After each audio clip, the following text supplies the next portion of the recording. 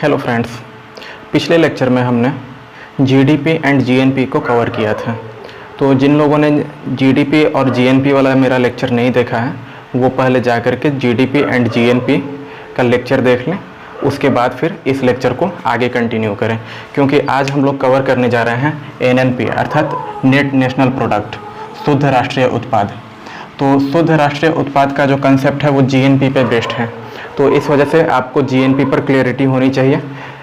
तो नीचे description box में आपका वो लेक्चर का लिंक दिया हुआ है, नीचे डिस्क्रिप्शन बॉक्स में जाकर के उस लिंक पर क्लिक करें और पहले वो लेक्चर देख लें, फिर इस लेक्चर को कंटिन्यू करें। और शॉर्ट टर्म में मैं जीडीपी एंड जीएनपी को एक बार क्लियर कर दे रहा हूँ। जीडीपी में हम लोग राष्ट्र की भौगोलिक सीमा के अंदर उत्पादित वस्तु एवं सेवाओं का मूल्य कैलकुलेट करते हैं। जीडीपी में नेशनलिस्ट तथा फॉरेनर्स दोनों की ही काउंटिंग होगी, और वहीं जीएनपी में जब हम आएंगे तो यहाँ पर हम लोग केवल राष्ट्र के व्यक्तियों द्वारा, वो इंडियंस ही केवल काउंट होंगे, चाहे वो वर्ल्ड में कहीं भी हो। ठीक है, आई थिंक कि अब आपको क्लियर हो गया हो। और अब हम लोग आगे बढ़ते हैं नेट नेशनल प्रोडक्ट पे। तो नेट नेशनल प्रोडक्ट अर्थात शुद्ध राष्ट्रीय उत्पाद, तो इसको हम लोग कैलकुलेट कैसे करते हैं? तो जीएनपी में से डिप्रेशिएशन को घटा देते हैं, मूल्य ह्रास को हटा देते हैं। डिप्रेशिएशन अर्थात मूल्य ह्रास। तो डिप्रेशिएशन होता क्या है? सपोज कीजिए कि किसी वस्तु को हमने परचेज किया, तो उस वस्तु की एक सर्टेन लाइफ होगी कि यह जो सामान है यह 4 साल चलेगा, 5 साल चलेगा या 10 साल चलेगा। उस 10 साल के बाद उस सामान की उपयोगिता ख़त्म हो जाएगी, वो यूज लायक नहीं रह जाएगा। तो ये जो 10 साल में उस सामान की उपयोगिता ख़त्म हो रही है, तो प्रति वर्ष कितना उसमें ह्रास हो रहा है, इसको हम लोग मूल्य ह्रास के रूप में देखते हैं। डिप्रिशिएशन इसे कहते हैं।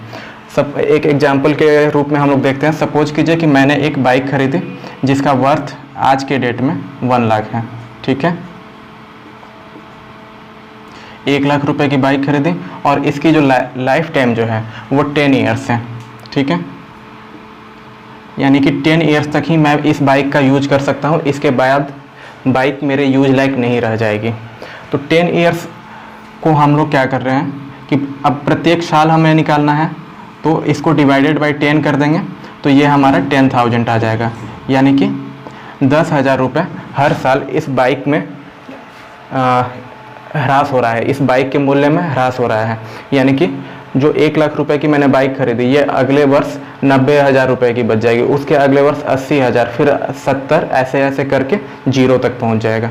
तो ये होता है मूल्य ह्रास। और ऐसे ही हम लोग अभी हमने बाइक पे लिया है, तो जब एज ए कंट्री या फिर एज ए कंपनी जब हम लोग आएंगे, तो कंपनी में ढेर सारे मशीनरीज वगैरह होते हैं, तो उनमें वियर एंड टीयर आती रहती हैं। वो मशीनें चलने के बाद कुछ समय के बाद वो यूज लायक नहीं रह जाती हैं, उन्हें रिप्लेस करना पड़ता है।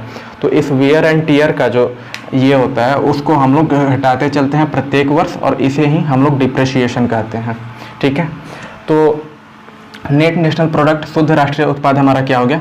जीएनपी में से हमने डिप्रेशिएशन को हटा दिया। ठीक है, तो ये हमारा नेट नेशनल प्रोडक्ट हो जाता है। अब हम लोग आते हैं नेशनल इनकम पे, अर्थात राष्ट्रीय आय कैसे कैलकुलेट करते हैं। ठीक है, तो राष्ट्रीय आय जो होता है, राष्ट्रीय आय कैलकुलेट करने के लिए एनएनपी में से हमने इनडायरेक्ट टैक्स को घटा दिया। ठीक है, इनडायरेक्ट टैक्स आपका एग्जाम्पल सच है जीएसटी ले लीजिए। ठीक है, तो नेट नेशनल प्रोडक्ट जो हमारा आया शुद्ध राष्ट्रीय उत्पाद, उसमें से हमने इनडायरेक्ट टैक्स को घटा दिया और सब्सिडी को जोड़ दिया, तो ये हमारा राष्ट्रीय आय हो जाता है। तो इसमें क्या हुआ कि सब्सिडी इंक्लूड हो गया, यानी कि सब्सिडी जो है वो गवर्नमेंट जो है देती है अलग अलग कमोडिटीज़ पे, तो इस सब्सिडी को हमने नेशनल इनकम में जोड़ दिया, क्योंकि ये सब्सिडी जो होता है वो राष्ट्र के व्यक्तियों के पास पहुँचेगा, वो इनडायरेक्ट रूप में पहुँचता है। तो ये जो होता है तो राष्ट्र के व्यक्तियों के पास पहुंच रहा है, इसलिए हमने इसको राष्ट्रीय आय में जोड़ दिया। और इनडायरेक्ट टैक्सेस जो कि राष्ट्र के व्यक्तियों द्वारा ही लिया जाता है, तो इसको हमने घटा दिया। ठीक है, तो ये हमारा हो जाता है राष्ट्रीय आय। और राष्ट्रीय आय को कैलकुलेट कौन करता है? तो इसके लिए हमारे पास CSO है, सेंट्रल स्टैटिस्टिकल ऑर्गेनाइजेशन, केंद्रीय सांख्यिकी संगठन। तो केंद्रीय सांख्यिकी संगठन नेशनल इनकम को जारी करता है। इसको याद रखिएगा कि राष्ट्रीय आय को कौन जारी करता है, तो CSO है। और ये किस मंत्रालय के अंतर्गत आता है, तो ये सांख्यिकी मंत्रालय के अंतर्गत आता है। ठीक है, ये दो चीज़ें याद रखिएगा। ये हमारा आ जाएगा सांख्यिकी मंत्रालय के अंतर्गत। अब हम लोग आते हैं पर कैपिटा इनकम पे। पर कैपिटा इनकम अर्थात प्रति व्यक्ति आय। तो प्रति व्यक्ति आय क्या हो जाता है, टोटल इनकम में से अगर हम जनसंख्या को भाग दे दें तो वो हमारा प्रति व्यक्ति आय हो जाएगा। तो इसका मीनिंग ये हो गया कि राष्ट्रीय आय में कुल जनसंख्या से भाग दे दें तो ये हमारा प्रति व्यक्ति आय निकल जाएगा। पर कैपिटा इनकम प्रति व्यक्ति आय, ये टोटल आय नेशनल इनकम हो गया, राष्ट्रीय आय डिवाइडेड बाय कुल जनसंख्या। तो ये हमारा प्रति व्यक्ति आय निकल जाएगा। आप लोग एवरेज निकालना जानते होंगे।